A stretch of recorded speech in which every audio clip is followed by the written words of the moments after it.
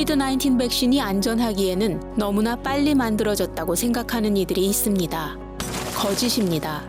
다른 이들은 돌발성 감염 사례가 생기는 것이 백신이 효과가 없다는 것을 의미한다고 생각할 수 있습니다. 거짓입니다. 심지어 건강한 개인들도 코비드-19의 위험에 처해 있으며 오래가는 건강 문제를 겪고 있습니다. 백신을 접종받으세요. 더 자세한 정보는 nyc.gov/covid 백신을 방문하시기 바랍니다. 수입 신고 축소 혐의를 인정해 1억 2천만 달러 거액의 추징금 납부에 합의한 한인 의료업체 엠비앙스의 노상범 대표 관련 선거 공판이 다음 달 6일 열릴 예정입니다. 캘리포니아 중부지구 연방검찰은 지난해 8월 기소된 노 대표에 대해 지난 19일 징역 57개월형과 함께 만기 복역 후 1년간 보호관찰을 구형했습니다. 노 대표는 지난 2010년에서 2014년 수입 가격을 낮춰 신고함으로써 1,720만 달러의 관세와 125만 달러의 이자를 포탈했고 해외 의류 판매 및 종업원 급여 지급 등의 목적으로 1만 달러 이상의 미신고 현금 거래를 364차례 했으며 이 중 장부를 작성해 매출을 숨기고 수익을 빼돌렸다는 혐의를 받고 있습니다. 이에 대해 노 대표 측은 22일 최종 변론서를 통해 압류당한 현금 3,630만 달러와 추가로 8,150만 달러 등 총 1억 2천만 달러 추징금에 합의했습니다. 트위터가 공동 창업자 잭 도시가 최고 경영자 자리에서 물러난다고 발표했다고 29일 AP통신이 보도했습니다.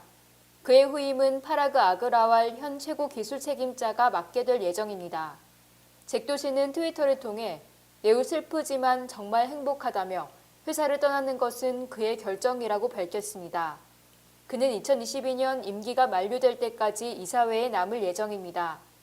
그는 지난 2007년 트위터 CEO에 올랐다가 다음해 회사를 떠났으나 2015년 트위터 CEO로 복귀했습니다.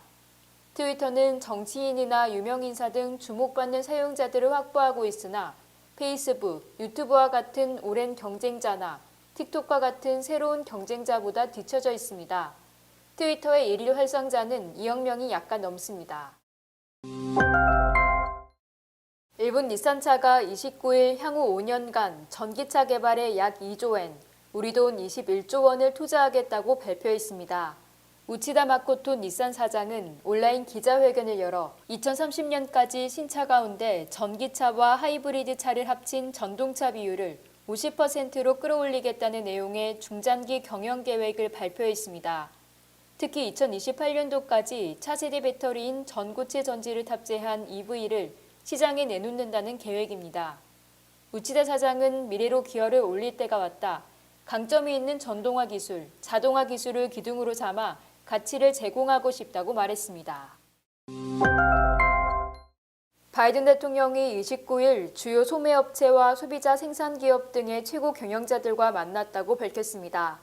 이 자리엔 백악관에서 브라이언 디스 국가경제위원회 위원장과 세드릭 리치먼드 선임 고문이 참석했고 최경수 삼성전자 북미법인 대표를 비롯해 코리베리 베스트바이 CEO, 매그햄 푸드라이온 CEO 등이 직접 자리했습니다. 초청된 기업들 중 외국 업체로는 삼성전자가 유일했습니다. 바이든 대통령은 연방정부가 제품 재고 또는 소비자를 유지하기 위해 협력할 수 있는 방법에 대한 아이디어를 듣고 싶다고 말했습니다. 이에 맥밀런 CEO는 항만과 운송 지연이 개선되고 있다며 지난 4주 동안 항구를 통해 컨테이너를 가져오는데 전국적으로 26%의 처리량이 증가됐고 물류 흐름도 51% 개선됐다고 소개했습니다. 바이든 대통령이 연말 쇼핑 시즌에 원탁회의를 개최하고 나선 것은 오미크론 출현과 맞물려 원활한 공급망을 유지하는 게 필수적이기 때문으로 풀이됩니다. 아마존 월드와이드 컨슈머 사업부문 최고 경영자인 데이브 클라크는 29일 자사의 물류 사업부문이 늦어도 내년 초에는 미 택배 사업자 가운데 최대 규모가 될 것이라고 밝혔습니다. 오랫동안 업계 수위 자리를 지켜온 UPS, 페덱스를 제치고 택배 1위 업체로 올라설 것이란 선언입니다. 아마존은 2013년 물류 대란을 겪은 뒤 자체 물류망의 중요성을 깨닫고 이 부문에 집중적으로 투자해왔습니다. 아마존은 미국 주요 거점에 공항과 물류센터를 만들어왔고 소비자들에게 최종적으로 주문 물품을 배달해주는 택배 업체들도 끌어들여 아마존 물품만 배달토록 했습니다. 클라크 CEO는 우리가 올해 말에는 전 세계 최대 운송업체 가운데 하나가 될 것으로 예상하고 있다면서 내년 초가 아니라면 올해 말까지는 미국 내 최대 택배업체가 될 것이라고 자신했습니다. 한국의 뇌물 위험도가 전 세계에서 21번째로 낮다는 조사가 나왔습니다. 이 조사는 기업의 정부와 상호작용, 뇌물 억제 및 법 집행, 정부와 공무원의 투명성, 시민사회 감독 역량 등 4개 부문을 평가하는 방식으로 실시됩니다. 각국에서 사업을 할 때 뇌물 요구에 직면할 가능성을 지표화한 것입니다.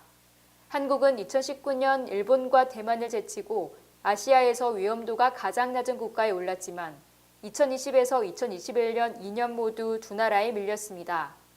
반면 북한의 경우 이 조사에서 하위권을 맴돌다 최근에는 2년 연속 최악의 국가라는 오명을 썼습니다. 2021년 기준 194개국 중 뇌물 위험도가 가장 낮은 나라는 덴마크였고 이어 노르웨이, 스웨덴, 핀란드가 뒤를 이었으며 미국은 23위, 중국 135위였습니다.